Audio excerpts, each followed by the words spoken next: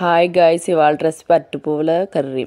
ముందుగా వీడియోలో చూపిస్తున్నట్టు అరటిపూలు పై పొరలన్నీ తీసుకొని ఘాట్లు పెట్టి పక్కన ఉంచుకోండి. మిక్సీ జార్లో ఉల్లిపాయలు టమాటాలు పేస్ట్ చేసుకోండి. ఒక కడాయిలో ఆయిల్ వేసి పచ్చిమిర్చి వేయించండి.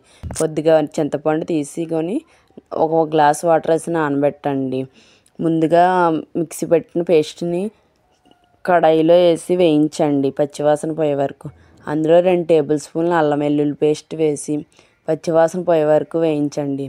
అందులో 1 table spoon garam masala, 1 table spoon జీలకర్ర పౌడర్, 1 టేబుల్ స్పూన్ ధనియాల పౌడర్, 2 టేబుల్ స్పూన్ కారం, ఉప్పు వేసి బాగా వేయించండి.